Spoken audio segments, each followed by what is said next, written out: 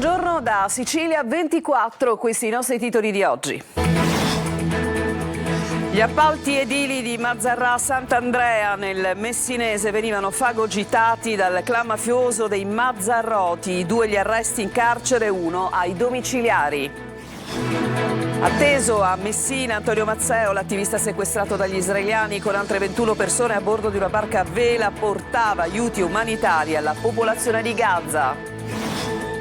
Vertice romano per le sorti di STM, niente esuberi ma rotazione, formazione, pensionamenti, previste assunzioni su Catania, ma l'UGL chiede garanzie occupazionali vincolanti e la revisione del piano industriale. Palermo, la mamma non era in casa quando è morta la piccola Maria di 11 anni, paralizzata, avrebbe ingerito per errore della benzina. Giovedì l'autopsia. Catania, nuova vita per il campo Velletri, riqualificato con fondi europei e destinato a sportivi e famiglie. Calcio, sorteggiati ieri i calendari di Serie C. Il Catania inizia la stagione in casa con il Foggia, Trapani e Siracusa cominciano in trasferta rispettivamente a Casarano e a Salerno.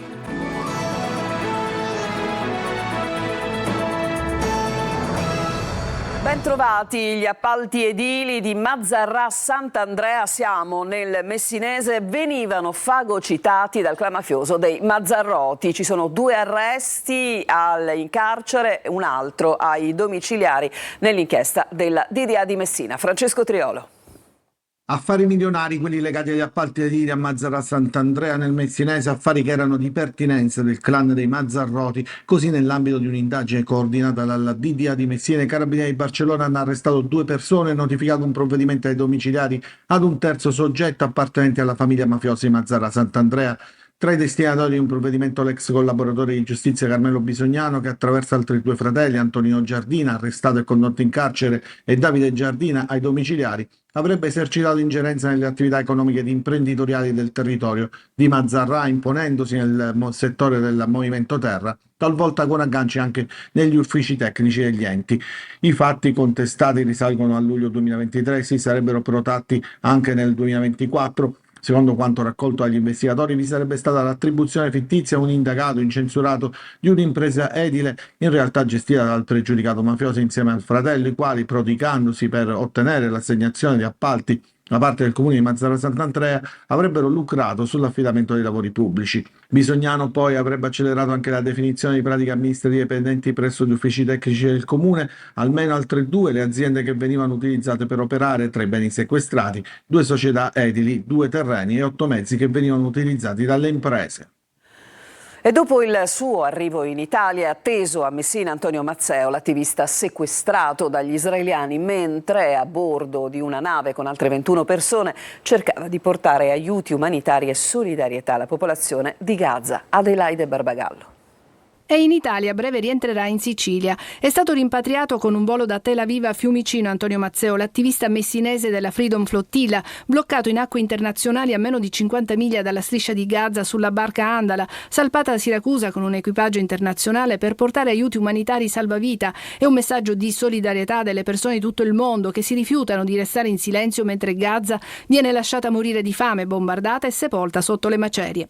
Mazzeo ha preferito firmare per il rimpatrio, evitando così una detenzione. Chiedo al governo che si facciano rientrare anche gli altri prigionieri, ha detto al suo arrivo a Fiumicino, e che l'imbarcazione venga dissequestrata. Fate in tutti i modi che si può, prima possibile, fate in tutti i modi che l'Andala con il suo carico di aiuti e soprattutto con il carico dei giocattoli, che secondo me è la cosa più importante che sta a bordo in quella barca, venga immediatamente dissequestrata. Definire la situazione di Gaza una catastrofe è ridicolo. Alle bombe si sta sommando lo sterminio per fame e sete di un'intera generazione di giovani e sono 1 migliaio le gestanti che rischiano di perdere il loro bambino prima che venga alla luce per le condizioni di malnutrizione. Ovviamente siamo profondamente arrabbiati per quello che è accaduto.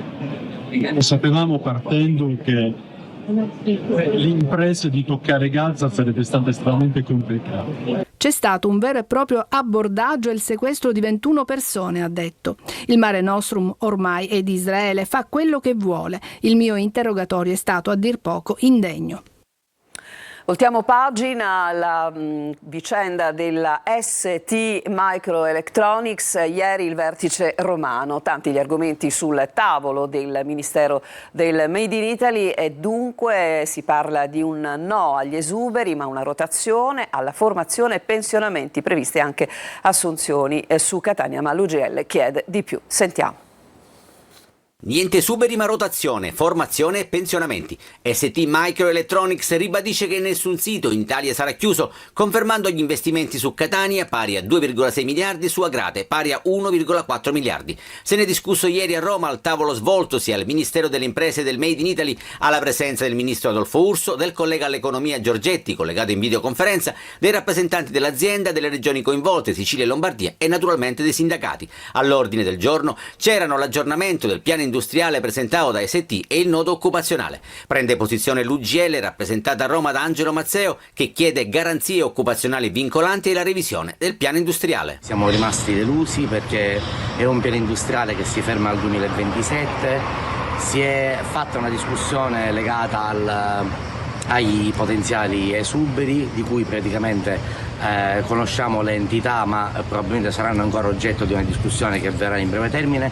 Nessuna riduzione del personale sarà accettata senza garanzie formali. Abbiamo anche chiesto che il piano industriale non venga legato esclusivamente al 2027, ma si vada oltre e che si possa scendere addirittura ancora maggiormente nei dettagli, perché nel piano industriale vogliamo che ci siano anche tempi, modalità, tecnologie e che le stesse quest'ultime non vengano trasferite negli altri siti mondiali. Il governo ha confermato l'avvio di un tavolo permanente. Dal 1 agosto scatteranno i licenziamenti per i 394 lavoratori dei call center Almaviva Contact di Palermo e Catania, occupati al servizio emergenza Covid del Ministero della Salute. Dopo una riunione al Ministero del Lavoro durata 9 ore, la trattativa finisce con una rottura fra azienda e sindacati e con la mancata proroga della cassa integrazione in scadenza il 31 luglio. Il commento del Presidente è stato: i sindacati ancora una volta hanno preferito chiudere ogni possibilità di confronto, respingendo una proposta concreta che avrebbe garantito la proroga degli ammortizzatori sociali fino al 30 novembre e assicurato a una parte dei lavoratori di Almaviva Contact un reddito stabile e dignitoso attraverso il progetto promosso dalla Regione Siciliana. E oggi ricorre il 42esimo anniversario dell'assassinio del giudice Rocco Chinnici, ucciso da Cosa Nostra a Palermo nel 1983 assieme agli uomini della sua scorta e al portiere dello stabile in via Pipitone. Il suo nome è legato all'idea dell'istituzione del pool antimafia che diede una svolta decisiva nella lotta contro Cosa Nostra, ambito in cui viene considerato una delle personalità più importanti, insieme con i colleghi e amici Antonino Caponnetto, Giovanni Falcone e Paolo Borsellino.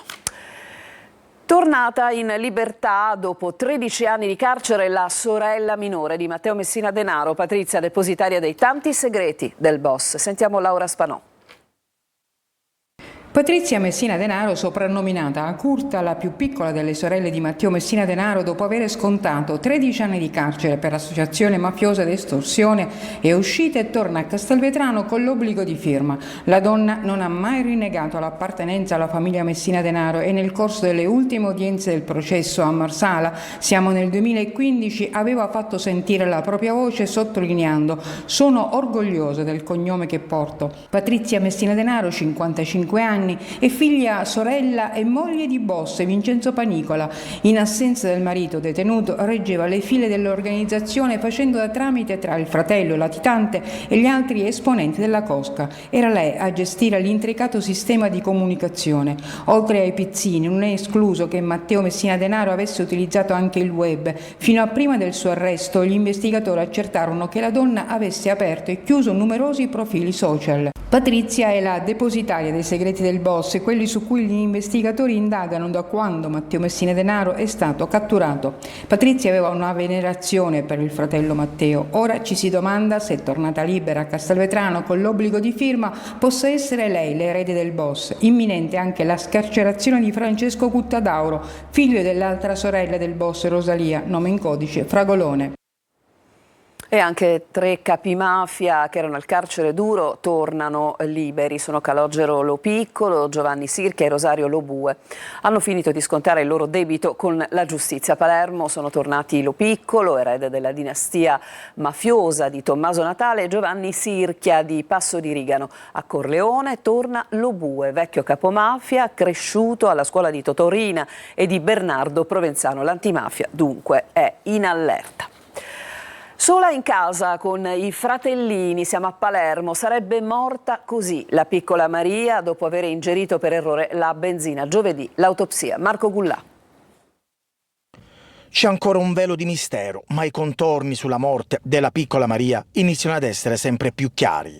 In via Tiro a Segno, a Palermo, dove la piccola abitava assieme alla mamma, al compagno della donna e ai 4 fratellini, nessuno vuole parlare. In pochi conoscevano quella bimba che era paralizzata a casa. Gli investigatori escludono la pista dell'omicidio, ma c'è un dettaglio che gradualmente prende corpo, ovvero che sabato sera in casa, mentre si consumava la tragedia, non c'erano adulti presenti, né la madre e né il compagno. Un particolare che potrebbe aver influito sulla mancata tempestività dei soccorsi. Maria avrebbe ingerito benzina e a dargliela sarebbe stato ingenuamente uno dei fratelli. La bottiglia contenente il carburante è stata sequestrata, trovata all'interno di questo appartamento. Gli inquirenti lavorano anche per capire come mai la bottiglia di benzina si trovava in casa. E poi i segni sul collo di Maria, che inizialmente stavano indirizzando le indagini verso una morte violenta, segni che però sarebbero legati al tentativo maldestro della madre di rianimare la piccola. Una tragedia evitabile, ma ovviamente la mancata presenza in casa della madre e del compagno è un dettaglio su cui lavorano gli investigatori e che potrebbe essersi rivelato fatale per la piccola Maria. La salma della piccola si trova al policlinico in attesa dell'autopsia che rivelerà come e perché è morta Maria. Una vita difficile la sua, costretta a stare a letto e morta in un caldo sabato di luglio. È tempo delle polemiche della conta dei danni dopo i 1500 incendi che hanno devastato la Sicilia negli ultimi 15 giorni. La Protezione Civile attende le relazioni ed è probabile la dichiarazione dello stato di crisi per i danni sotto accusa. Nel frattempo c'è il nuovo sistema antincendi. Maglio Viola. Era il 15 maggio scorso quando la regione siciliana annunciava il nuovo sistema antincendio per l'isola. Una nuova organizzazione dei direttori delle operazioni di spegnimento per garantire una copertura totale e continua del territorio, una nuova convenzione con i vigili del fuoco, una nuova sala operativa unica regionale per coordinare gli interventi di vigili del fuoco, protezione civile e forestale. Il risultato però non è stato quello sperato. 1500 incendi e una vera e propria devastazione da Trapani fino a Ragusa, passando per la piana di Catania. Esattamente come 2 anni fa e come era successo 5 anni prima, la riserva dello Zingaro è stata semidistrutta e rischia di restare chiusa a lungo. La Protezione Civile sta facendo la conta dei danni e forse arriverà una nuova dichiarazione dello stato di crisi, ma intanto impazza la polemica. Preoccupazione arriva dal mondo della cooperazione oltre che da quello agricolo, mentre le associazioni ambientaliste chiedono una serie di interventi. Per il WWF serve dar vita ad un'intelligenza antipiromani con le forze dell'ordine per prevenire questi incendi. Per il mondo della cooperazione serve un piano pluriennale antincendio per la manutenzione e la pulizia dei boschi e più facilità di accesso ai ristori. Attaccano invece le opposizioni a partire dal PD. Per il capogruppo Michele Catanzaro ancora una volta il governo Schifani dimentica l'importanza della prevenzione e annuncia un emendamento alla finanziaria bis che in queste ore sbarca all'Ars, che prevede lo stanziamento di 3 milioni di euro per rafforzare la prevenzione antincendio, mentre la CGIL torna all'attacco insieme ai confederali sulla riforma dei forestali mai esitata. Il sindaco di Caltanissetta, Walter Tesauro, presidente del Libero Consorzio Comunale, ha presentato un esposto alla Procura chiedendo che vengano verificate le motivazioni rispetto ai continui casi di interruzione idrica nel territorio di Caltanissetta, nonché eventuali responsabili per i ripetuti disservizi. È inaccettabile, afferma il primo cittadino, che una città e un territorio restino privi d'acqua per ripetuti guasti alla rete idrica. Andiamo a Lampedusa. Sono 304 i migranti partiti dalla Libia e sbarcati nell'isola, soccorsi dalle motovedette della Guardia Costiera. Sono bengalesi, egiziani, eritrei, pakistani e somali. Salgono a 6 gli arrivi nelle ultime ore, per un totale di 379 persone. All'autospot di Contrada Imbriacola ci sono 630 ospiti. Noi adesso ci fermiamo, c'è una pausa, torniamo tra poco.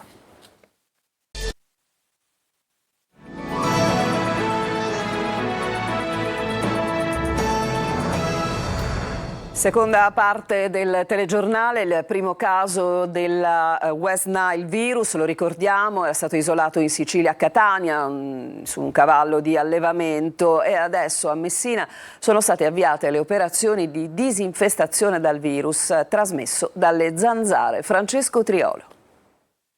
Si alza il livello di attenzione contro la zanzara killer West Nile, il virus del Nilo occidentale che sta mettendo in allarme l'Italia. Un caso di West Nile virus è stato isolato in un cavallo ospitato presso un allevamento equino nel Catanese, così come ha confermato l'azienda sanitaria provinciale Etnea.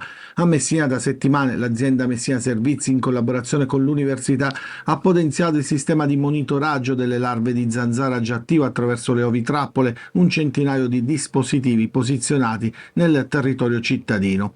Il virus del Nilo occidentale trasmesso dall'uomo attraverso la puntura di una zanzara comune infetta ha già fatto alzare il livello di guardia anche in città, anche se finora nessun caso è stato segnalato alle autorità sanitarie. Sono stati avviati anche cicli di interventi disinfestanti, ben 5 fino al mese di ottobre, dal centro ai villaggi contro le zanzare tigre e le zanzare comuni, quelle più temute di quest'estate perché proprio portatrici del virus West Nile. In Italia sono stati registrati una trentina di casi, quasi tutti circoscritti nel Lazio, ma anche 2 decessi. Si tratta di una malattia infettiva prevalentemente asintomatica, ma che in alcuni casi si può manifestare con febbre alta, mal di testa forte e altri gravi sintomi.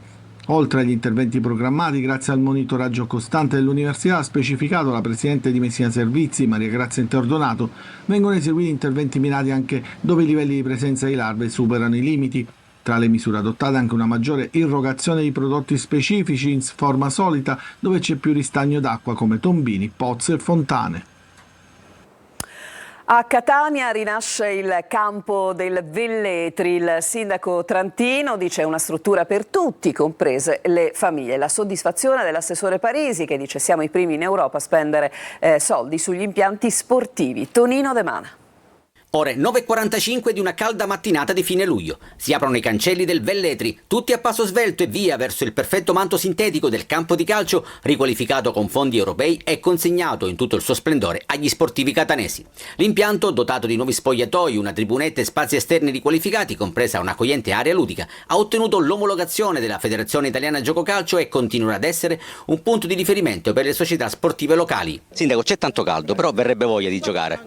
Ma assolutamente, un impianto riqualificato nel migliore dei modi, peraltro secondo criteri un po' anche diversi dal passato, perché la creazione di spogliatoi quadrupli e quindi che danno la possibilità alle 2 squadre che arrivano di potersi cambiare anche se gli altri 2 sono occupati dalle squadre che giocano. Il fatto che accanto alla tribuna vi sia un'area giochi per i bambini più piccoli che vengono a vedere i fratelli giocare, e deve essere questa un'occasione per interpretare il campo come un momento di socialità. Un gioiello incastonato nel rione di Picanello che adesso va preservato. È un pezzo che appartiene a ciascuno di loro, a ciascuno di noi, e così poterne avere cura, tenerlo pulito e soprattutto non devastarlo. IFAE con l'assessore Parisi sempre lesto ad intercettare fondi comunitari. Andiamo avanti con la riqualificazione di tutti gli impianti sportivi a Catania, siamo la città che in Europa più sta spendendo sugli impianti sportivi, un bellissimo risultato che darà sicuramente prospettive importanti sull'impiantistica sportiva a Catania. Trova giovamento l'impiantistica sportiva catanese, più che soddisfatto Sandro Morgana. La dedichiamo ai giovani, la dedichiamo alle attività provinciali, alla terza categoria, perché Catania fa tanta attività calcistica. Per fare tanta attività calcistica ci vogliono anche tante strutture. A proposito, il primo gol al nuovo Velletri è del sottoscritto, tra i pali l'assessore Parisi.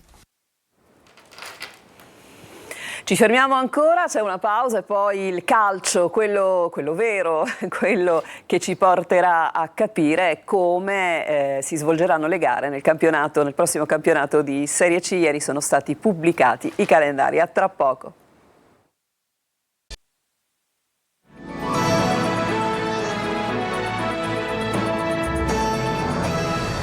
E siamo al calcio, sono stati pubblicati dalla Lega Pro i calendari della Serie C. Il Catania, che sul mercato ha preso Martic e Corbari, esordirà in casa con il Foggia. Trapani e Siracusa saranno impegnate in trasferta rispettivamente con Casarano e Salernitana. Marco Carli.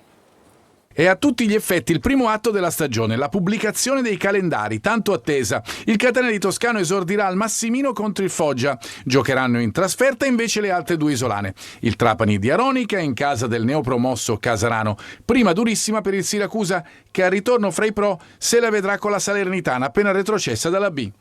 Alla seconda i rossazzurri, che sul mercato hanno chiuso per Martic, impiegabile in difesa a centrocampo, e per il forte mediano Corbari, saranno sul campo di Cava dei Tirreni. Esordio casalingo per il Trapani con il Latina e il Siracusa con il Monopoli. I derby isolani sono fissati alla sesta giornata con un interessante Trapani-Catania, all'8ª quando è prevista la sfida fra gli Etnei e il Siracusa. Bisognerà invece aspettare l'ultimo turno per assistere al terzo match fra isolane con il Trapani in casa degli Aretusei.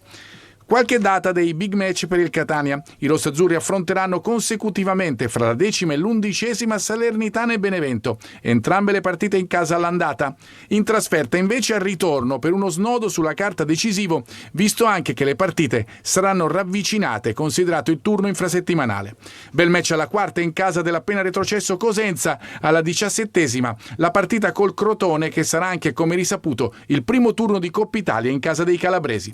Ricordiamo infine le date del campionato: inizio il 24 agosto, una sosta il 28 dicembre, 3 turni infrasettimanale il 24 settembre, l'11 febbraio e il 4 marzo. La stagione regolare finirà il 26 aprile per dare spazio poi ai play-off e ai play-out. Si chiude con questo servizio il nostro appuntamento con l'informazione per questa edizione di Sicilia 24. Io vi lascio tra poco alla rassegna stampa curata dal collega Orazio Longo e vi aspetto per la prossima edizione alle 14 qui su Telecolor. Buona giornata.